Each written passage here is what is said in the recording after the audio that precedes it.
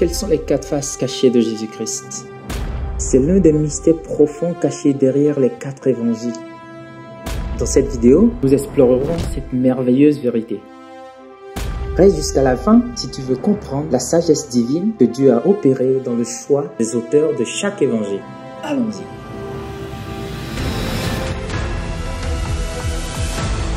Vous êtes-vous déjà demandé pourquoi y a-t-il précisément 4 évangiles dans la Bible? Le Saint-Esprit a jugé bon d'avoir exactement 4 évangiles pour dépeindre la vie terrestre du Seigneur Jésus-Christ. Pourtant, il est écrit dans Jean 21, verset 25, Jésus a fait encore beaucoup d'autres choses. Si on les écrivait en détail, je ne pense pas que le monde même pu contenir les livres qu'on écrirait. Cela suggère donc qu'il y a une sagesse divine derrière cette conception des évangiles, offrant 4 perspectives uniques sur le Seigneur Jésus-Christ. Matthieu, le lion roi. Matthieu présente Jésus comme le roi tant anticipé des Juifs. Il commence ainsi par une généalogie qui établit la lignée royale du Christ en le reliant directement au roi David. Ici, au chapitre 2 de Matthieu, nous rencontrons les mages venant de l'Est s'enquérant au verset 2. Où est celui qui est né, le roi des Juifs? Et posez-vous cette question. Pourquoi dans les chapitres 5, 6 et 7 avons-nous le célèbre sermon sur la montagne qui n'est rien d'autre que le roi énonçant les lois de son royaume? En traversant cet évangile, le visage du Christ qui émerge est celui du lion royal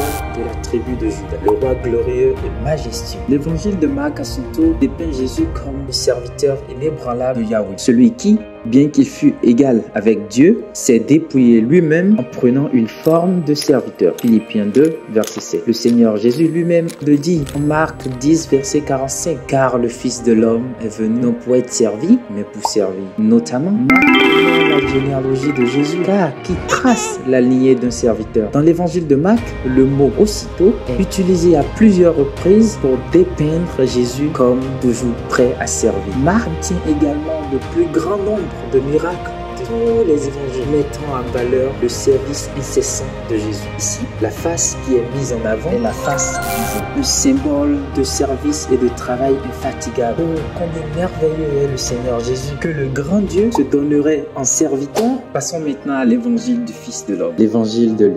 En passant, si tu trouves ce contenu utile, n'hésite pas à aimer la vidéo et à t'abonner à la chaîne. Luc, le Fils de l'homme. Luc présente Jésus comme l'homme parfait. C'est pourquoi la généalogie de Christ remonte jusqu'à Adam, le premier homme, au lieu d'Abraham comme dans Matthieu. Jésus est souvent montré en prière et assisté par les anges, plutôt que lui leur donnant des ordres comme dans Matthieu. Aussi, l'évangile de Luc est le 42e livre de la Bible. Et tu sais quoi? 42 est égal à 6 fois 7. Dans la numérologie biblique, 6 représente le nombre de l'homme et 7 le nombre de la perfection, ce qui fait l'homme parfait. Waouh! Quelle preuve de la divine inspiration des Écritures. Oh, la sagesse profonde et insondable de Dieu. La face de Jésus révélée ici est la face de l'homme. L'évangile de Jean, à son tour, présente Jésus comme Dieu incarné. Il est la parole divine de Dieu qui était avec Dieu et était Dieu. Jean 1, verset 1.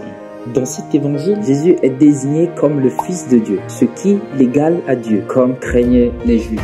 Même a d'ailleurs déclaré être Dieu, le Je suis. Il l'a dit dans Jean 8, verset 58. Jésus leur dit, en vérité, je vous le dis, avant qu'Abraham fût, je suis. C'est aussi pourquoi les miracles sont appelés signes dans l'évangile de Jean, pointant vers son identité divine. En effet, la majorité des titres divins de Jésus, tels que le Fils unique du Père, l'agneau de Dieu, la lumière du monde, sont révélés précisément dans cet évangile. Aussi, c'est dans l'évangile de Jean qu'on nous enseigne que la prière doit être faite en son nom, c'est-à-dire au nom de Jésus, et que le glorieux Saint-Esprit doit être envoyé du Fils ainsi que du Père. Ici, le portrait de Jésus est l'aigle divin, descendant du lieu le plus élevé de l'univers vers la terre. L'Ancien Testament prévoyait aussi les 4 gloires de Jésus. Les prophètes parlaient du Messie comme le germe, avec chaque portrait s'accordant parfaitement avec les évangiles. Nous lisons dans Jérémie 23, verset 5. Voici, les jours viennent, dit l'Éternel, que je susciterai à David un germe juste. Il régnera en roi et prospérera.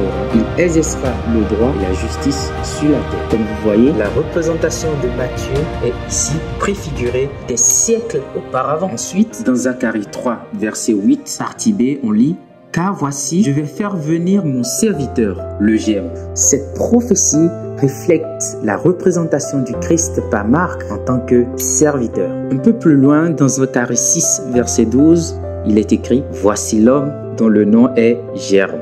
Il germera dans son lieu et il bâtira le temple de l'Éternel », faisant écho de la représentation humaine de Luc. Et enfin, dans Ésaïe 4, verset 2, il est écrit « En ce jour-là, le germe de l'Éternel sera magnifique et glorieux. » Cette prophétie met en avant Jésus en tant que le Fils de Dieu divin, rappelant Jean. Oh, combien les Écritures sont belles et incroyablement inspirées. Béni soit le nom de Dieu divin et la sagesse derrière un arrangement aussi magnifique.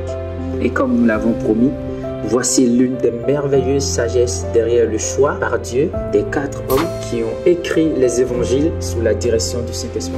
Matthieu présente le Christ dans un poste officiel, Messie, le roi d'Israël. Étonnamment, Matthieu est le seul avec une position officielle, contrairement à Luc qui était un médecin et Jean qui était un pêcheur. Matthieu était un collecteur d'impôts employé par les Romains. Il présente Christ en relation avec un royaume comme celui qui détient le titre de régner. Quelle remarquable coïncidence que Matthieu, un officier chargé de superviser un empire, devrait être celui qui parle du royaume. Matthieu était haï par les Juifs en raison de son poste de collecteur d'impôts. Et il est frappant qu'il soit celui choisi pour parler de celui haï sans cause. Nous le savons maintenant, Marc représente Jésus comme le serviteur de Yahweh. Mais lui-même n'était pas un apôtre, mais plutôt un serviteur d'apôtre. Nous pouvons le voir dans 2 Timothée 4, verset 11 qui dit « Prends-le et amène-le avec toi, car il m'est très utile pour le ministère. » Ainsi, celui qui a écrit sur le bien-aimé glorieux Seigneur en tant que serviteur de Dieu était lui-même un serviteur des autres. Luc traite de l'humanité du Seigneur Jésus et le présente comme le Fils parfait.